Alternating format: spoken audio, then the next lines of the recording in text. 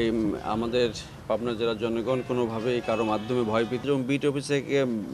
Assign করা আছে যাতে প্রত্যেক সপ্তাহে এদিকে তাকান না দেখো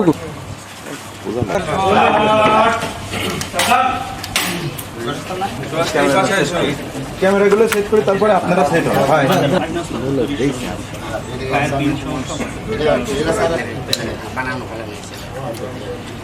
এইটার মোটামুটি ভাই 1 মিনিট পলাশ ভাই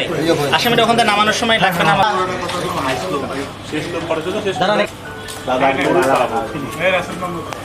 আজকে আপনি আলাদা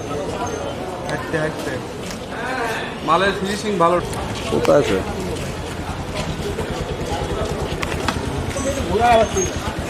এই ফলো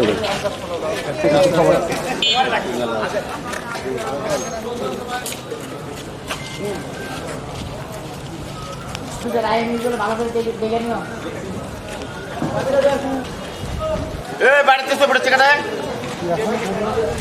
গত কয়েকদিন থেকে আমরা স্পেসিফিক কিছু তথ্যের প্রেক্ষিতে আমাদের ডিবি কাজ করতেছিল। অতিরিক্ত পুলিশ সুপার অপরাধ, ওসি ডিবি এবং তার সঙ্গীয় টিম এসআই বিনু এবং এসআই মহিবুল তাদের নেতৃত্বে এই কাজটা গতকালকে হাজিরহাট এলাকার আরিফপুর কবরস্থানের পাশে আপনারা জানেন পৌরসভা এলাকায় এখানে মাদারবাড়িয়ায় যে ওখানে অবস্থিত আমরা কিছু তথ্যের প্রেক্ষিতে ওসব এলাকায় ডিবির টিম তল্লাশি কার্যক্রম করে এবং সাসপেক্টেড কিছু কয়েকজন পার্সনের সঙ্গে কার্যক্রমের প্রেক্ষিতে আমরা কিছু অস্ত্রের সন্ধান পাই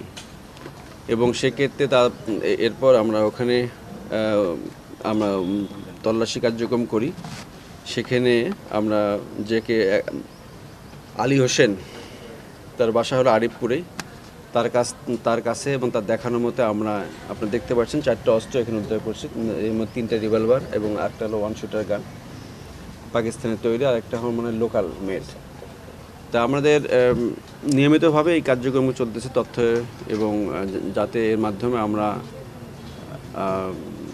এইসবের ইউজের মাধ্যমে যাতে কেউ প্রভাব প্রতিপত্তি অথবা জননিরাপত্তা হুমকি কোনো ব্যবস্থা না করে। আমি আপনাদের মাধ্যমে এই বিষয়গুলো আমাদের এই জেলা পুলিশের কার্যক্রম যেটা আপনাদেরকে অবগত করলাম, আমরা তৎপর, আমরা জনশৃঙ্খলা নিয়ন্ত্রণ, পাশাপাশি পুলিশের কনফিডেন্স বিল্ড আপ এবং সকলের সম্পৃক্ততার মাধ্যমে আমরা এই অস্ত্র উদ্ধার কার্যক্রম আমরা ধারাবাহিকভাবে সম্পন্ন করব। একটা হলো কি যে আপনি দেখতে পাচ্ছেন ইকুইপমেন্ট আছে এখানে, যে পলাতক যে পালিয়ে গেছে আর কি, বেসিক্যালি এইসব ক্ষেত্রে মানে তার একটু নলেজ আছে যে সে সব নিজেরাই বিভিন্ন পার্ট সংগ্রহের মাধ্যমে সে কার্যক্রম করে এবং ওয়ার্কশপে কাজ করতো আর কি। পাশাপাশি সে এই মুহূর্তে পলাতক আছে বা পলাতকের সঙ্গে বাসা থেকে আমরা উদ্ধার করছি এবং কিছু তাদের যেসব কাজে তারা ব্যবহৃত করে এইসব বানানোর ক্ষেত্রে সেসব বিষয় উদ্ধার করছি। আমাদের আরও কিছু তথ্য আছে সঙ্গে, হয়তো বা আমরা এটা এক্সিকিউশন হলে আপনাদেরকে আরও জানাতে পারবো। অভিযান